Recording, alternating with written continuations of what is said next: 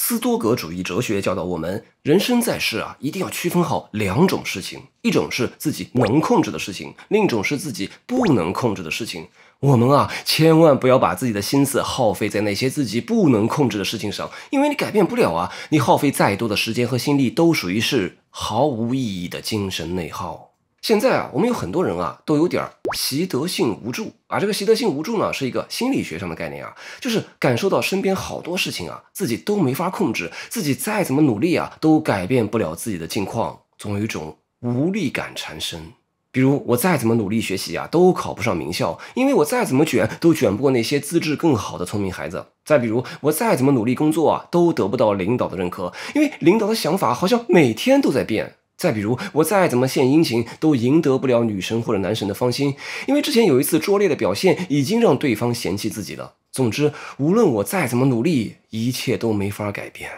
面对这种状况，我们整个人都抑郁了。就是如果我做任何事情都改变不了自己的生活境况，那就太无力了。那我还有动力去做任何事情吗？我干脆直接就躺下来吧。这种习得性无助就促成了躺平摆烂一族的诞生。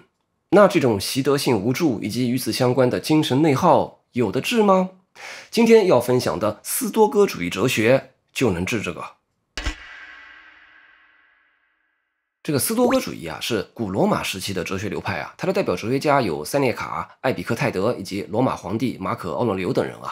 在斯多葛主义看来人生在世一定要区分好两种事情，一种是自己能控制的事情，另一种呢是自己不能控制的事情。那什么是自己能控制的事情呢？比如说背英语单词，你多花点功夫，多背一些，那你就多记下几个单词，对不对？再比如说把手头这份工作做好比如说我做的这个自媒体节目我做的更认真、更仔细一点这个字幕上别出现错别字，对吧？只要我愿意认真仔细，就没人拦着我，我就能做得更好。这就是我能控制、能改变的事情。那什么是自己不能控制的事情呢？比如说今天的天气比如说我是出生在大富之家还是平民阶层比如说我做的这期节目会不会火，这些事情呢，要么是由于被物理自然条件限制我不能改变，要么呢是受他人制约我不能改变。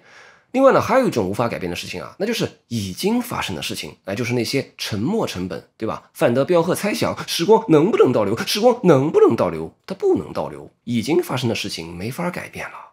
那区分了这两种事情以后呢，斯多葛主义教导我们坦然接受那些不能控制的事情，然后努力去改变那些可以控制的事情。斯多葛主义这一主张被后世的基督教神学家莱因霍尔德·尼布尔在他的《宁静祷文》中描述得更为清楚。尼布尔写道：神请赐予我宁静，好让我能接受我无法改变的事情；请赐予我勇气，好让我能改变我能去改变的事情；请赐予我智慧，好让我能区分以上两者的差别。好，我们说回来之所以人会有习得性无助的感觉有很大一部分原因就是刚刚说的临近祷文中的第3条，缺乏区分好哪些事情是能改变的，哪些事情是没法改变的智慧。然后呢，把自己整个人操心的方向都聚焦在那些不能改变的事情上，就成天搁那儿精神内耗，这耗了半天也没什么用因为改变不了嘛，属于是毫无意义的空内耗。比如说呢总有些人成天为自己没有出生在大富之家成天搁那内耗为什么我爸不是李嘉诚别人家的孩子大学毕业就在北京买房了，而我只能和别人合租，凭什么苍天为何对我如此不公然后呢成天就搁那空内耗，这不是没事找事吗？你爸不是李嘉诚，这事你没法控制，改变不了你有这份空内耗的心思，为什么不拿来去做那些你能改变的事情呢？比如说锻炼身体、学习知识、提高工作技能呢？就有些事情是我们改变不了的，它是我们的给定，是我们的出厂设置。就像德国哲学家海德格尔所言，我们是被抛入到这个世界上的，这就是我们生活的一些基本设定。比如说我的父母是什么人，我出生在哪里，我的身高是多少，智商是多少，我是什么肤色，我是什么民族，等等等等，这些不是我能选择的，这是我的历史，我的根基。我们要选择那些能选择的东西，接受那些不能选择的东西。17世纪的荷兰哲学家斯宾诺莎有句名言：自由就是对必然性的认识。这个很多人不能理解斯宾诺莎这句带有悖谬性的话，但你放在斯多格主义的语境下就很好理解了嘛。就是我们改变不了必然性，但是呢，我们可以去认识必然性。当我们认识到这种外在的必然性以后，我们的内心就会获得一种伦理上的安宁。当我们接受了那些不能改变的事情以后我们的脑子里面就不要再想它了，就当做是一个默认值，你多想1秒钟都是浪费时间我们的心思应当腾出来放在那些可以改变、可以做好的事情上比如说呢，你出门以后，手机丢了已经找不着了。本来呢，你是出门跟朋友聚会的，结果这个饭局上呢，你一直对丢手机这事儿耿耿于怀，喋喋不休，全程呢给参加聚会的朋友摆臭脸。对吧？丢手机这件倒霉事儿已经发生了，时光不能倒流了，你改变不了了。与其全程摆臭脸招朋友烦不如忘掉这件改变不了的事情，踏踏实实的和朋友们推杯换盏，谈笑风生吧。我举个我自己的例子就是有朋友问我你怎么克服自媒体行业的流量的不确定性带来的焦虑呢？就是自己觉得下期选题特别好又是查资料，又是写稿，又是拍，又是剪的忙活了半个月1个月出了一期自认为很好的节目自信满满，这一期肯定会火。结果一上线发现根本没有多少人看。哎呀，那个懊悔我要是当初把这个选题方向往这边调整一点就好了。哎呀，我当初要是把这个段子放在一开头说不定播放量就能涨10万了。哎呀，就搁那内耗。但是已经上架的节目改变不了了。所以朋友问我怎么克服这种焦虑和懊悔我给的答案就是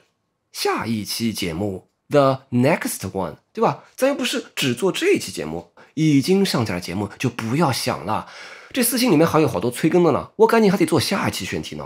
但是呢，有很多人成天就把心思耗在已经上架的节目、已经谈崩的项目、已经告吹的恋情上当初我要是不对我的女朋友说那些话，就不会分手了就成天搁那儿懊悔内耗。但是要么你就死乞白赖的把人追求回来，要么这事儿就翻篇了，改变不了了，兄弟 ，Life moves on 你还想啥呢？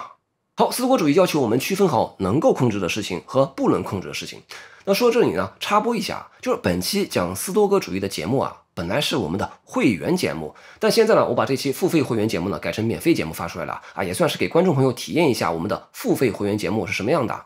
这免费的大问题节目我尽量是不夹带私货，尽量是没有我个人观点的属于是哲学家理论转述，对生活呢也没什么直接的用处更多属于是知识娱乐。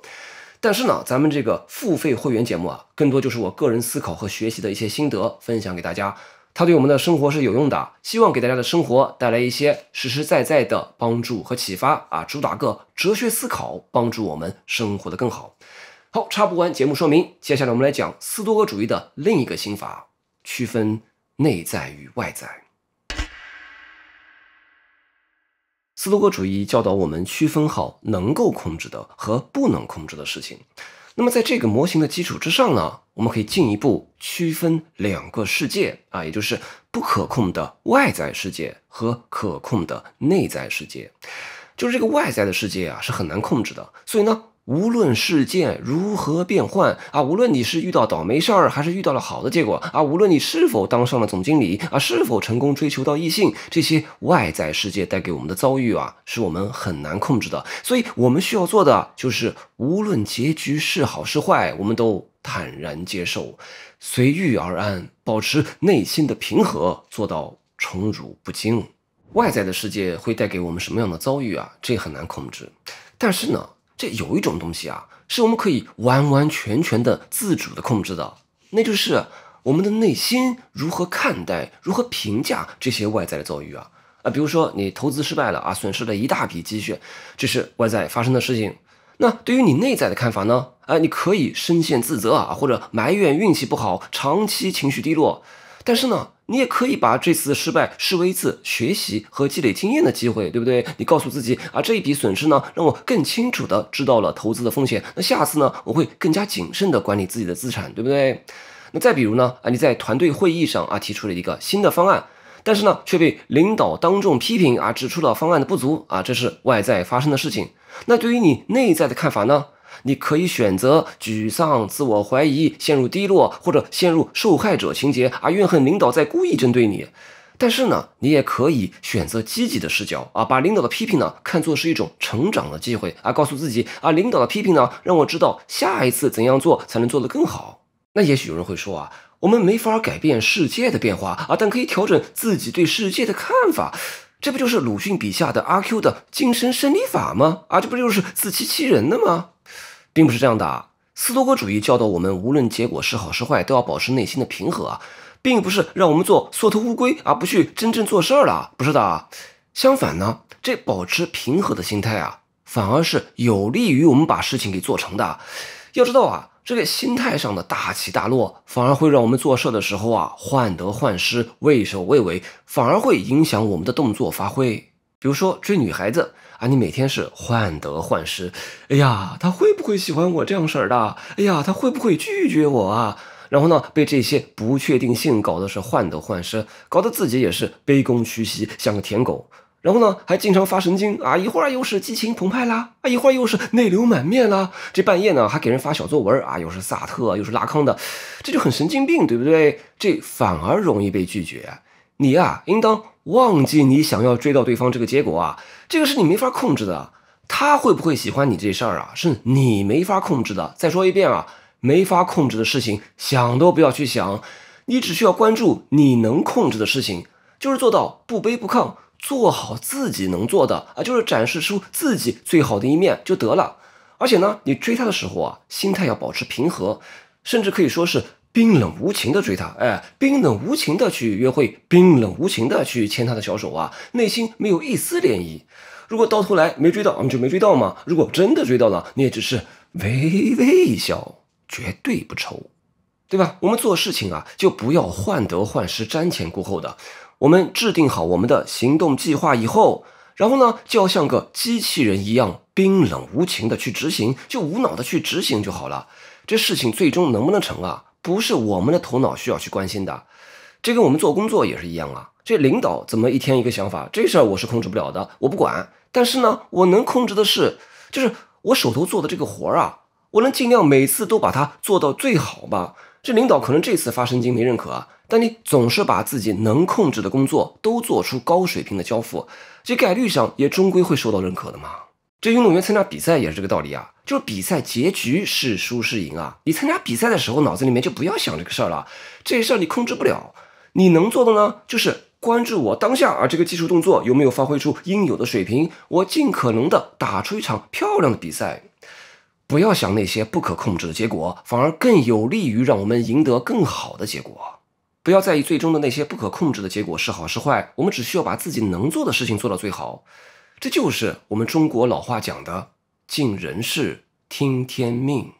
好，现在我们学会了区分可控的事情与不可控的事情啊，学会了区分内心世界和外在遭遇。现在呢，我们也可以把这一套心法运用到人际关系的处理之上，那就是区分自己的课题与他人的课题。这人际关系啊，真是一个耗费我们很多心力的东西。可以说啊，我们大部分的精神内耗都耗在人际关系之上，对吧？这个心理学家阿德勒说过，人的一切烦恼皆源于人际关系啊。比如说呢，